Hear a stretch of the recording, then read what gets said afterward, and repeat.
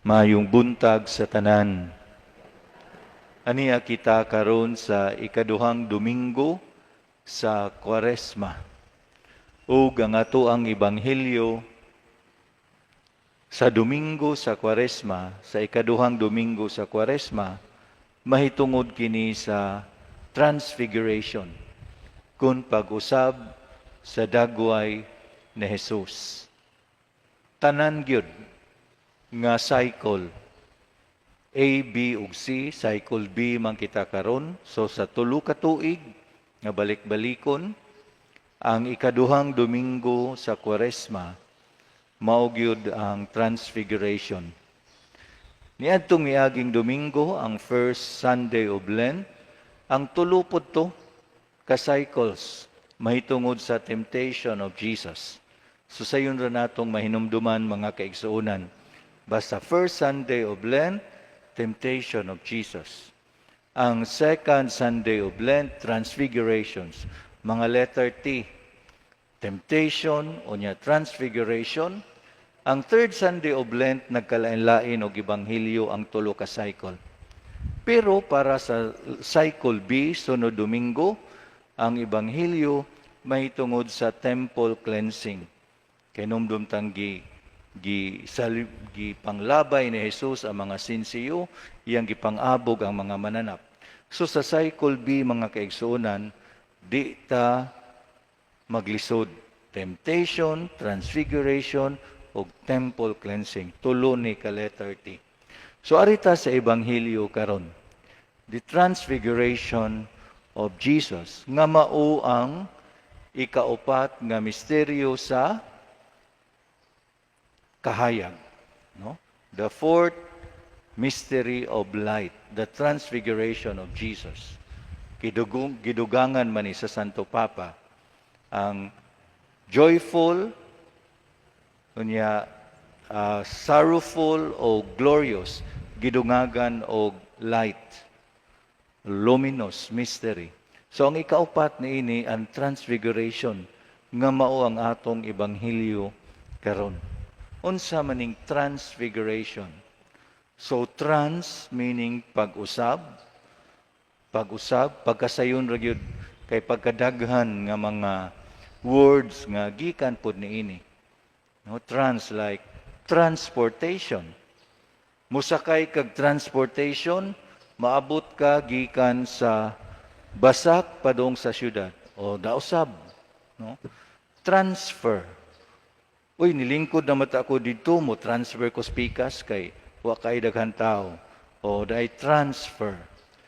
Translate, mo translate kag pinulungan. O dunay pag-usab. Or transplant, tag heart transplantation. O so pag-usab sa figure panagway ni Jesus. So mao'y pasabot ani pag-usab sa panagway ni Jesus. Dito kini nahitabo sa Mount of Transfiguration nga didto sa Holy Land nga naa karon. Usa ka taas kaayo nga bukid.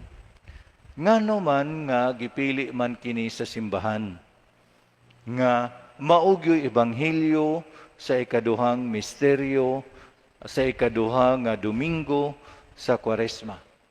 Nasayod ta nga katong temptation gipili sa simbahan nga maoy mga ebanghelyo gyud sa first Sunday of Lent tungod kay nasayod man ang simbahan nga kita bombahan gayud og temptasyon kun kita maning kamot nining 40 ka adlaw sa Kwaresma. So kini pong ikaduha nga Domingo tungod kay nasayod ang simbahan nga kinahanglan duna say transfiguration sa ato ang kinabuhi niining 40 ka adlaw nato nga pagpangandam alang sa Paschal mystery. Ang pagpasakit, ang pagkamatay ug pagkabanhaw ni Kristo. So mausab-usab kita. Ug ato nang makita dinhi sa atong ebanghelyo. Ang una sa tanan mao nga ang pag-ampo. Ang pag-ampo, mga kaigsuonan, makausab gayud kanato. No? Sa ebanghelyo ni San Marcos nga atong ebanghelyo karon, wa lang nato makita ang word nga prayer. Ang gibutang dinhi matud pa, ug samtang nagtan-aw sila kang Hesus, nausab ang iyang panagway. Nagtan-aw. Pero sunod tuig ang cycle C nga kag San Lucas, gibutang dinhi gayud nga nagampo. Samtang nagampo siya, nausab ang iyang panagway. No? Samtang nagampo siya, nausab ang iyang panagway. Kung atong tipuno ning duha, samtang nagtan-aw sila kang Hesus nga nagampo, nausab ang iyang panagway. No? Ang pag-ampo di ay mga kaigsuunan makapausab. No? Physically o spiritually, makausab gayud ang pag-ampo. Physically, kung mag-ampo ta kanunay, sus murag nindot kay ang atuang gibati. Ang atuang kalawasan, no, physical, gaan kaayo ang atuang lawas kung mag-ampo ta. Si Saint John Paul II, grabe itong mag-ampo. Pero murag wa gyud pagkaluya. Bisan o gabi na kay mahuman ang iyahang mga tulubagon, yang mga duties, sayo kay mag-ampo. Murag wa gyud pagkaluya. No? Physically. Mabitaw doon na sa tayo gitawag og ecstasy. Dunay dili ecstasy nga drugs. No? Dunay mga tao nga mag-ampo sila, sus mura sila gibayaw kanunay. Nga usahay wa na sila kalibutan sa ilang mga palibot. No? Si Dominic, Saint Dominic Savio, usa ka batan-on sa Don Bosco, no? Human sa misa, mag-ampo sa siya. Ngadto siya sa choir loft dito sa Luyo. Adto siya dito dapita, mag-ampo siya. Sus pangitao na siya kun asa. Sus nag-ecstasy di ay murag way kalibutan. Gawas kun uyugo na nimo. Mao nay mahitabo. I hope doon na naabot nato diri nga naka-ecstasy. Doon na naka-ecstasy nato dinhi tungod sa pag-ampo. No? I hope no? Kanang pag-ampo nga tinud-anay. Pero wa na magpasabot nga kung wa ta maabot ana, kuwang pa ang atong pag-ampo. Wa po na magpasabot, no? Grasya ni gikan sa Dios nga ihatag. Gawas pa anang physical change kung kita mag-ampo, dunay spiritual change gayud nato. Dunay giingon, beauty comes from within. No? Beauty comes from within. Kung mag-ampo ta, sus murag ang atong sud mausab-usab. Dunay chieftain sa Africa. Nasa'y duha ka mga anak nga mga babae. Sus, tan-aw siya ngadto sa mga eskwelahan, sa eskwelahan sa ilaha nga tribe. Doon na may eskwelahan nga gidaog madre. Madre ang nagpadagan. Mga gwapa man ang ilahang mga estudyante. Mauto nga, gipaundang niya ang iyahang duha ka anak ka babae sa ilang eskwelahan ug niadto siya dito sa mga madre. Ug niingon siya, "Sister, akong ipa-enroll ang ako ang duha ka mga babae dinhi sa inyong eskwelahan kay ganahan ko nga ma-applyan ninyo sa inyong make-up." Unsay make-up? Wa man mi mamutang og make-up dili kay mga gwapa kay inyong mga babae. Hindi madre dili na make-up, mga pag-ampo na. No, mga pag-ampo. So kung mag-ampo di ay ta, mausab gayud kita. Spiritually, hilabi na sa atuang kinaiya. Kinaiya. Kay di mahimo nga mag-ampo ta sa Dios nga labing matarong unya ang atong kinaiya mao gihapon. No, magpabilin ta nga dautan. Dunay usa ka mamaligya og kahoy. Kahoy ba nga pangsugnod dito in town siya sa probinsya. Sus, ang iyahang kahoy nakabantay ang mga lumulupyo nga iyahang gibaligyaan siyang mga kahoy. Sila, naunsa man ning iyang kahoy nga nagkaanam-anam na lagkamubo. No? Iya man tang kaning linglahon, ilaron malang taniya, nga ato naman na siyang gisumbong dito sa barangay, ug kinahanglan yun nga 3 feet yun ang iyang kahoy. Niya karon magkuwang og 4 inches gihapon ang iyang kahoy nga ibaligya. Sus kay nausab man na ang namaligyag kahoy. Mao to nga nabalita nga nausab ang magbaligyag kahoy, musimba na ang namaligyag kahoy. Buutan na ang namaligyag kahoy. So sino yung mga tao, tuo ka nga kabaldito adto, mausab ka to. So gyud mo tuo ang mga tao. Hangtod nga dihay usa nila usa sa manimbahay nagdagan paghuman sa misa niingon din siya nausab gyud tinud-anay ang maong tawo nga magtigbaligya nato kahoy nganong nakaingon man kang nausab sa kay ako mang gisukod ang iyang kahoy no na 3 feet naman gyud insakto maunay pagkausab kung kita magampo kung kita naa sa Dios mausab gyud ta. So, ang una gyud nga makapausab kanato mao ang pag-ampo. Ang pag-ampo. Ikaduha nga makapausab kanato kining pagsakripisyo. Sakripisyo kay mao man ni ang gibuhat ni Jesus. Si Jesus nag-ampo ni siya tungod kay mupadung naman siya didto sa Jerusalem. Aron siya pagasakiton pagapaantuson ug maghimo sa iyang sakripisyo. Gani ang ato ang first reading karon mahitungod man sa sakripisyo ni Abraham. Iyang gisakripisyo ang iyang kaugalingong anak nga si Isaac. Na kinirabang pagsakripisyo di gyud ni nato maputol sa obedience pagka masinugtanon. Kung magsakripisyo ta tungod kay nagmasinugtanon ta sa Dios.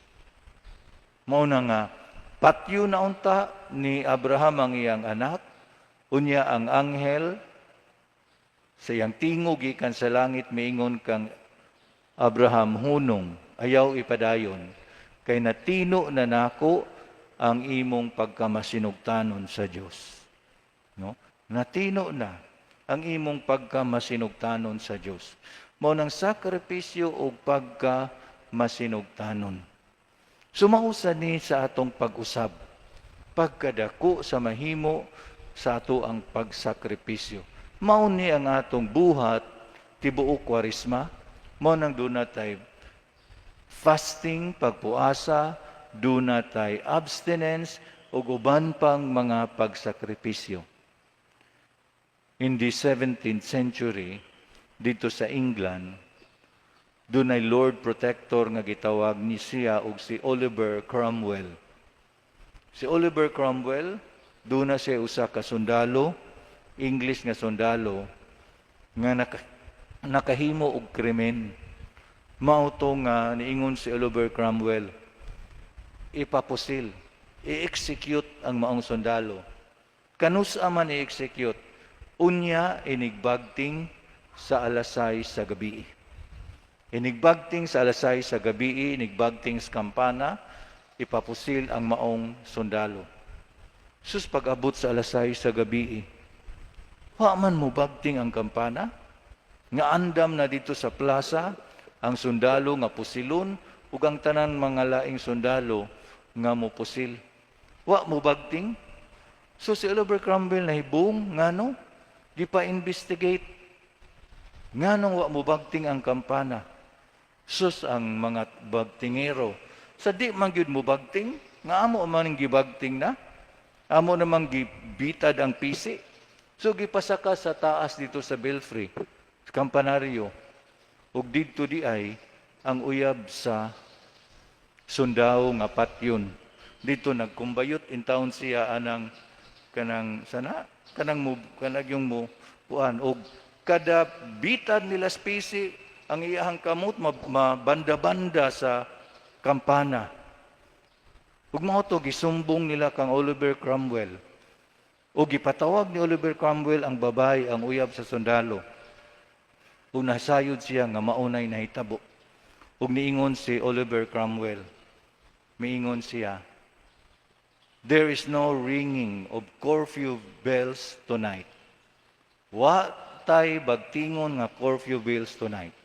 Tungod sa imong sakripisyo, ang imuhang uyab maluwas. No? Tungod sa imong sakripisyo, ang imong uyab maluwas. Kay wa may bagting sa kampana. So, kani siya just a little story about sacrifice. Pero ang atong mga sakripisyo bisan ginagmay, duna gyud nay mga pagkausab either kanato og sa uban. Dunay moingon ngano man lagi Monsenyor nga grabe naman akong sakripisyo, wa man gyud mausab ang akong anak. Badlungon, bugoy ra man gihapon kaayo. Tinuod, pero sa pagkakaron, wa ta kay bawo. Ang uban mausab sa katapusan sa atong kinabuhi. Ang uban mausab, dugay na nga wa na tanining kalibutana. Tungod kay makahinumdum sila sa imong sakripisyo. No? Makahinumdum sa imong sakripisyo. So ang sakripisyo di ay mga kaigsuunan, makapausab gayon. Ikatulo, nga makapausab ka nato, ang atong pag-alagad, ang atong serbisyo. Sus pagkakita ni Pedro, ug ang duha ka laing tinun-an, nga pagkanindot silang gibati, ug niingon sila kang Hesus, maghimo mig tulo ka payag, tulo ka tent, usa alang kanimo, usa alang kang Moises, usa alang kang Elias. No? Ang ato, maghimo tagpayag para nato. Aron ari na ta dinhi. Wa gyud sila tubagan ni Hesus. Dili na mao. Adto sa ubos. Naata sa tumoy sa bukid pagkanindot sa atong bation. Pero ang mga katawhan tua sa ubos, mga naugta.